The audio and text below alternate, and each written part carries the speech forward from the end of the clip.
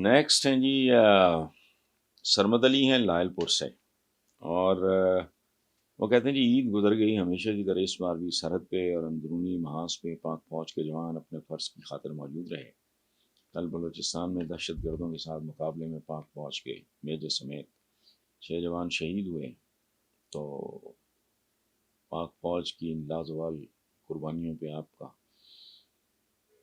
سرمد، میں آپ کو ایک بات بتاؤں، ایک بات آپ کو شیئر کروں۔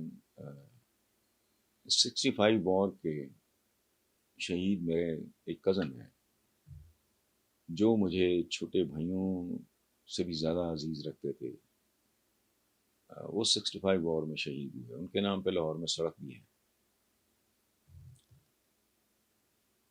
تو مجھے 5ویں یا 6ٹھی میں اس زمانے میں ان کی، ایک زمانے میں جب میں بالکل چھوٹا تھا تو ان کی پوسٹنگ تھی نوشکی میں۔ تو فار دا فرسٹ ٹائم مجھے وہ ایک اس ڈبے سے میں بند تھا، وہ فلپس کا سائیکل، آپ سوچ بھی نہیں سکتے میں کتنی پرانی بات کر رہا ہوں۔ اس زمانے میں سائیکل کرائے پہ ملا کرتے تھے اور اچھے خاصے سفید پوش لوگ سائیکل اون کرنا یہ بڑی بات تھی۔ تو مجھے اس ایج میں مجھے وہ اپنے وہ کزن، حالانکہ میں واز ویری اسمال، مجھ سے بہت پیار کرتے تھے، تو میرے لیے وہ نوشکی سے لے کے آئے، فلپس کی گرین رنگ کی۔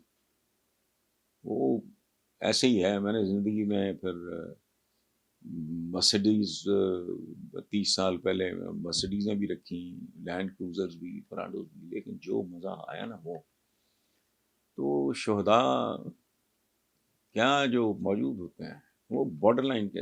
ایک اور بات میں وہ میرے چھوٹے بھائیوں کی طرح ہیں، وہ کور کمانڈر تھے منگلا کے، تو ان کا نام ہے عمر دورانی، عمر فاروق دورانی۔ اب وہ ریٹائر ہو گئے ہیں، کینیڈا چلے گئے۔ تو ایک بار میرے ایک بہت ہی عزیز دوست صلاح الدین دورانی کے وہ چھوٹے بھائی ہیں، اور اب وہ ماشاء اللہ دونوں سمدھی بھی ہیں۔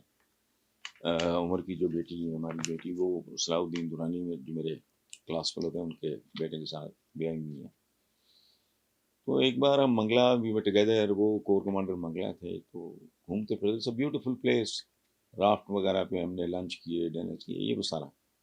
تو ایک مجھے جملہ نہیں بھولتا عمر کا، تو پھرتے پھرتے تو مجھے عمر نے کہا کہ بہن، میں صومالیہ میں، چند ملکوں کے نام ہے، پاکستانی فوج کی طرف سے میں وہاں رہا، اور بھی تھے لوگ، ظاہر ہے واز ناٹ alone۔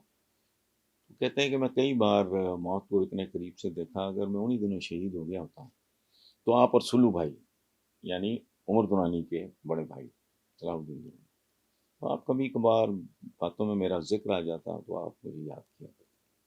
میں بچ گیا، آج میں کور کمانڈر ہوں منگلا کا، لیفٹیننٹ جنرل تھے۔ تو یہ ان لوگوں کی زندگی بہت، یہ جو بھونکتے ہیں ہمارے ان کے بارے میں کہ جی وہ مداخلتیں ہوتی ہیں، فلانا ہوتی ہیں، پالیٹیشین گھٹیا چول، نہ کوئی ڈسپلن، نہ ان کے پاس کوئی تربیت ہوتی ہے، نہ ان کا کوئی آگا پیچھا ہوتا ہے، کرپٹ انکمپیٹنٹ لوگ ہوتے ہیں۔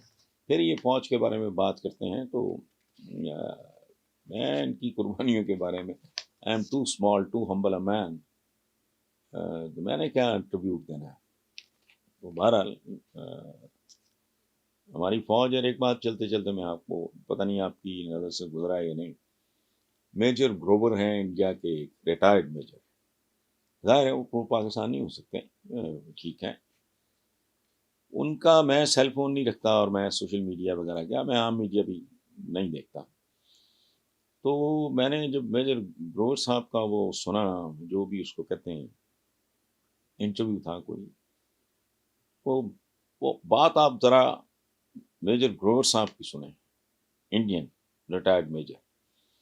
انہوں نے کہا جی پاکستانی فوج صرف فوج نہیں ہے، گلو ہے، گلو۔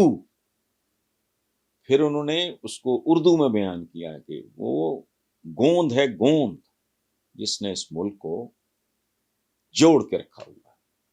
سو اس سے بڑا ٹریبیوٹ ظاہر ہے، وہ تو قابل احترام ہے گروور صاحب نے، وہ ظاہر ہے وہ ان کی کمٹمنٹ، ان کی لائلٹی، ان کا جن جان سارا ان کا، وہ ان کی فوج کے میجر رہے ہیں، لیکن اندازہ لگائیں کہ ایک رائیول کہہ لیں آپ، میں دشمن نہیں کہتا، وہ بھی کمپلیمنٹ کیا دے رہا ہے کہ یہ جو فوج ہے اس نے، یہ بھارت، سوچنے والی بات ہے.